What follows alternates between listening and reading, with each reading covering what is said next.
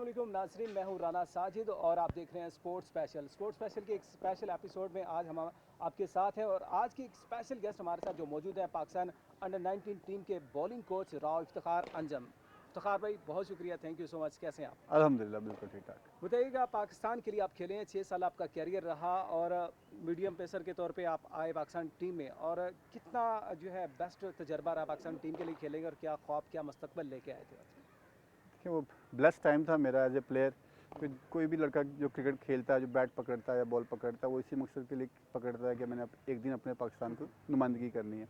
अल्लाह ने मुझे मौका दिया। I am very grateful to ठीक है। ऑलमाइटी। बेस्ट परफॉर्मेंस आपकी कौन सी रही जो मेमोरेबल है, आज भी याद करते हैं और वो टाइम याद आता है तो बड़ा अच्छा लगता है कि पाकिस्तान के लिए जो खिदमात आपने सर अंजाम दी? जो मेरी बेस्ट परफॉर्मेंस श्रीलंका के अगेंस्ट थी, और मैं उस वक्त पाकिस्तान का पहला फास्ट बॉलर था जिसने श्रीलंका में जाके 5 आउट किए थे। अच्छा, और ज़बरदस्त। उसमें जो उनके मेन प्लेयर थे, संगाकारा, जयवर्धना, टॉप ऑर्डर, तो उन सबको मैंने आउट किया था। वो मेरी यादगार परफॉर्मेंस है। यादगार परफॉर्मेंस रही। और बेसिकली आप बैटिंग, मैंने ये सुना है कि बैटिंग के तौर पे आपने जो है वो आगाज़ किया था, लेकिन आपने जो है बॉलिंग के तौर पे जो है नाम बनाया पाकिस्तान टीम में। तो ये बैटिंग से बॉलिंग कन्वर्ट होना और बाकी बैटिंग भी आप करते रहे साथ साथ, लेकिन अब बॉलिंग ऑलराउंडर के तौर पर जाने जाते हैं, इसमें कैसा तजर्बा देखिए, रहा? जब मैं खानेवाल में खेलता था अपने आबाई गांव में, तो एज ए बैट्समैन खेलता था वहाँ पे स्कूल में। जैसा अच्छा, बैट्समैन के तौर पे एज ए खेले। बैट्समैन खेलते थे, ग्रोथ भी इतनी नहीं हुई थी। हम्म। लेकिन शुरू से वकार यूनुस विकी भाई हमारे फेवरेट थे, ठीक है। तो वो रहती थी चीज़। लेकिन फिर जब वो बॉडी ने ग्रोथ किया, हाइट हो गई, तो हाँ, फिर वो कि अब लगा कि उधर जाना लंबा पड़ेगा। कद हाँ हो गया तो बॉलिंग हाँ, करेंगे तो फिर अच्छा वो रहेगा। बॉलिंग की तरफ हो गया। तो बॉलिंग में सबसे पहले आपको किसने जो है वो कोच किया, मतलब सपोर्ट किया कि आप बॉलिंग में परफेक्ट हो गए? देखिए, जिधर से मैं आया था खानेवाल, वहाँ पे कुछ इतना अच्छा फैसिलिटीज़ नहीं थी, ठीक है। हार्ड विकेट भी नहीं थी, सीमेंट पे खेलते थे। हम्म। तो कोचिंग का तो कोई इतना वो नहीं रहा है हमें कि ठीक है। कोई हेल्प हुई हो। वो खुद ही अपने तौर पे देख के, जो हमारे लेजेंड थे उस वक्त, हम लकी थे कि वो हमारे सामने स्क्रीन पे वो लोग खेल रहे होते सही थे। हो गया। वसीम भाई को देखना, बॉल विकी भाई वकार को यूनुस साहब, देखना, बिल्कुल इमरान सही। भाई उस वक्त अपने एंड टाइम पे वो कर रहे थे। ठीक है। तो वो उन प्लेयर्स को देख के तो हम सीख रहे थे वो चीज़ें।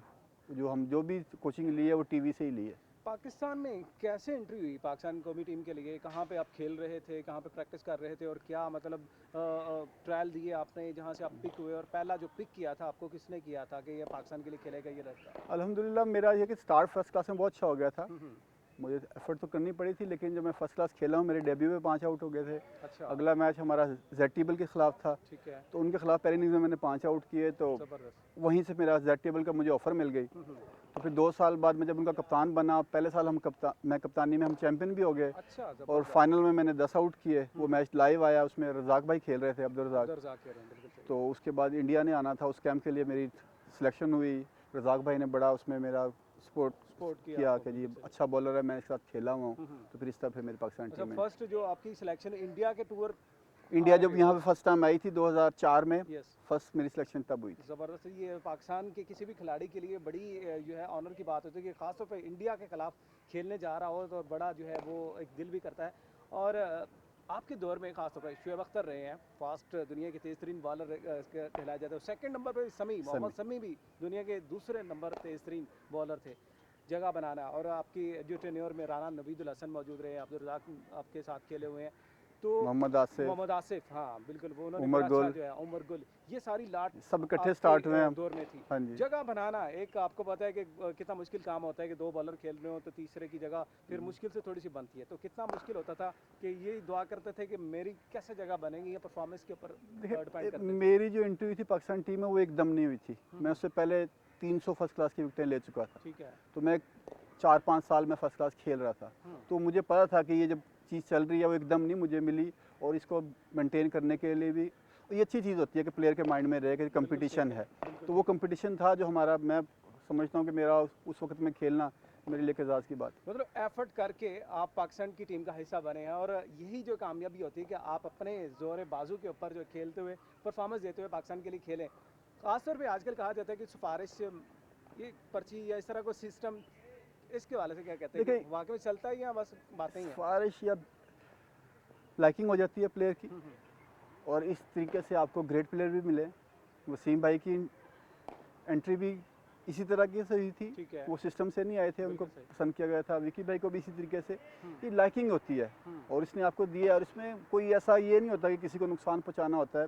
आपके कुछ फैसले ऐसे होते हैं जो गलत भी हो सकते हैं, ठीक है। लेकिन इसमें आपको प्लेयर्स भी बहुत दिए हैं। सिफारिश का मेरा नहीं ख्याल, क्योंकि इस फील्ड में कुछ चल सकती है, क्योंकि एट द एंड आपने टीवी पे खेलना है, सबके सामने बिल्कुल आ सही है, जाना है। परफॉर्मेंस आप देनी एक आध पड़ेगी। मैच खेल जाएंगे, 2 मैच खेल जाएंगे, हाँ, अब जब आपने खेलना है, लंबा खेलना है, तो लॉन्ग फिर टर्म के उसमें लिए। फिर सिफारिश का नहीं है ज़ाहिर कुछ। आपकी परफॉर्मेंस होगी तो आप हाँ चलेंगे। जी। डेफिनेटली सिफारिश जो है तो बड़ी छोटे सी लिमिट के लिए होती है, एक आधा मैच खेल सकते हैं लेकिन ज़्यादा देर नहीं चल सकते। बेस्ट बॉलर आपका जिसको आइडियल समझते रहे हैं, जिसको फॉलो करते रहे हैं, कौन सा रहा? फास्ट बॉलर दुनिया वकारियंस, वकारियंस, वकार यूनिस। वकारियंस। और आजकल वो मौजूदा बॉलिंग की टीम के जो है बॉलिंग कोच भी हाँ हैं, जी, और आप भी जो है अंडर 19 के बॉलिंग कोच बन गए हैं, दोनों जी, मतलब कोचिंग में अब मौजूद हैं। जी। कितना प्राउड फील होता है कि पाकिस्तान के लिए जो है खिदमात दी और अब सर्व कर रहे हैं, आप खिदमात को रिटर्न कर रहे हैं, कितना प्राउड फील करते देखिए, मैं उनके अगेंस्ट भी खेल गया फर्स्ट क्लास में। हाँ, हाँ। उनकी कोचिंग में मैंने बॉलिंग भी की। जब मैं पाकिस्तान से खेलना, वो ठीक है। बॉलिंग कोच थे। बिल्कुल, बिल्कुल तो वो सही। मेरे लिए एक बड़ा था कि जी, मैंने कभी सोचा भी नहीं था कि मैं कि जिस सब उनको मैं हाँ, लाइक करता, जो बिल्कुल जिस सब सही। मुझे इंस्पिरेशन मिलती थी हुँ, उनसे। हुँ। तो अब मैं उनके साथ एज ए जूनियर कोच उनके काम कर रहा हूँ। अभी न्यूजीलैंड में हम इकट्ठे थे, तो कुछ चीज़ें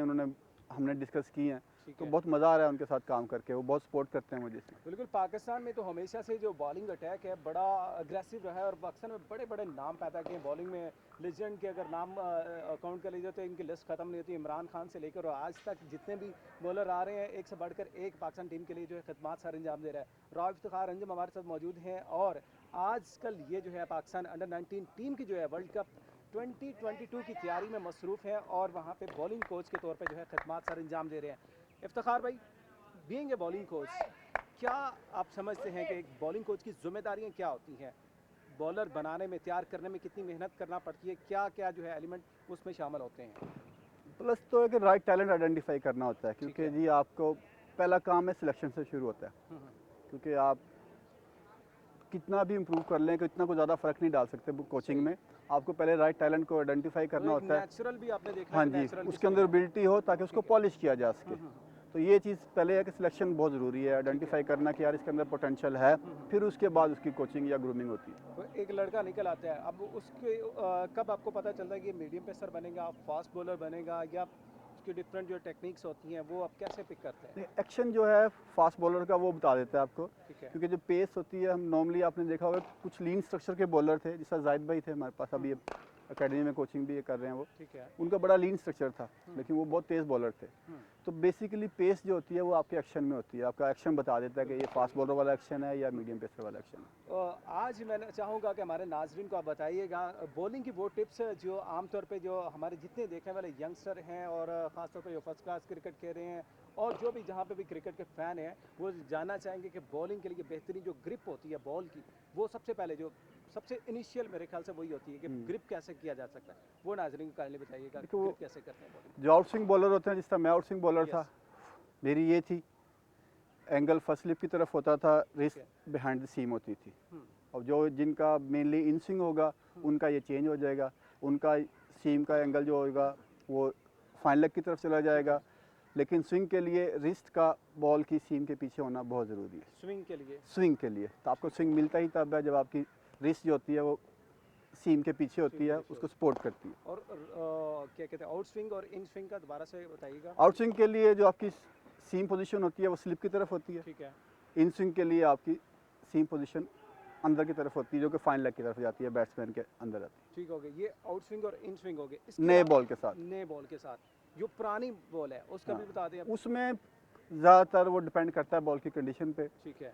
क्योंकि वो बॉल आपको हेल्प कर रही होती है। जब बॉल इस पोजीशन में आ जाता है जहाँ पे एक साइड शाइन हो जाती है, एक साइड रफ हो जाती है, फिर वो स्विंग हो रही होती है, फिर उसमें शाइन को फॉलो करती है। उसमें फिर आपका कंट्रोल आपके लिए आसान हो जाता है। नए बॉल से कंट्रोल थोड़ा मुश्किल होता है, ठीक है। क्योंकि उसमें आप जब जोर लगाते हो तो रिस्ट टूट जाती है, ये सही। प्रॉब्लम आते हैं। जब बॉल पुराना हो जाता है, रिवर्स हो जाता है, उसमें आपने देखा होगा कि बॉलर का कंट्रोल बेटर हो जाता है। वो इसी वजह से हो जाता है ग्रिप कि मजबूत उसमें आपको पता लग जाता है कि इसने जाना ही इधर है, उसके अगेंस्ट कुछ नहीं हो सकता। ठीक हो गया। नए बॉल में सम टाइम बॉल खुद भी कुछ कर जाता है, इसलिए फिर जोर लगाते हुए आपको कंट्रोल चाहिए होता है। अच्छा इफ्तिखार भाई, जो शाइन करते हैं बॉल, इसकी शाइन करने का मकसद क्या होता है, प्रोसेस क्या होता है, मतलब क्यों शाइन किया जाता है? मैं उन तमाम नाजरीन के लिए ये बात करना चाह रहा हूँ जो कि यंगस्टर हैं, फास्ट बॉलिंग में आना चाहते हैं। शाइन करने का प्रोसेस क्या होता है, क्यों शाइन करते हैं, और इससे कितनी मदद मिलती है बॉलर को? देखिए, शाइन करना फास्ट बॉलर के लिए इसलिए ज़रूरी है कि जिसने जब नए बॉल से करना है जब वो दोबारा पुराने बॉल से बॉलिंग करने आएगा तो बॉल की कंडीशन ऐसी होती है जिससे आपको हेल्प मिल सके। ठीक है। रिवर्स स्विंग के लिए बॉल का लुक आफ्टर करना, उसको शाइन करना बहुत ज़रूरी है। ठीक है। ठीक है, बॉल शाइन होगा एक साइड से तो रिवर्स स्विंग आपको मिलेगा, अगर आप बॉल को शाइन नहीं करेंगे तो रिवर्स स्विंग नहीं मिलेगा आपको। रिवर्स स्विंग की टर्म भी पाकिस्तान की जानब से ही इंट्रोड्यूस करवाई गई थी, तो रिवर्स स्विंग होती कैसे है, वो थोड़ा सा एक्शन या उसका जो बॉल की ग्रिप है वो थोड़ी सी बताएं। उसके लिए ग्रिप का इतना नहीं मतलब दखल होता है, उसमें सिर्फ शाइन का ज़्यादा होता है। शाइन का होता है। क्योंकि अगर आपने जैसे मर्जी पकड़ लें, मैंने बताया शाइन को फॉलो करना है उस बॉल ने, ठीक है। वो शाइन अगर अंदर रखी हुई है, बॉल रिवर्स हो रहा है तो उसने अंदर ही जाना है, भले इस तरह पकड़ ले भले इस तरह पकड़ ले, उसने अंदर ही जाना है। वो कम ज़्यादा हो जाएगी, उसके लिए आपको मोस्टली एक्शन पर डिपेंड करती है। कुछ एक्शन ऐसे होते हैं जिनमें रिवर्स स्विंग, जिस तरह शोएब भाई का था, विक्की भाई का था, वसीम भाई का था, बॉल तो अभी भी बिल्कुल उस पुरानी कंडीशन में आते हैं, लेकिन उस तरीके से हेल्प नहीं मिलती क्योंकि वो एक्शन उस तरीके से सूटेड नहीं है पुराने बॉल के लिए।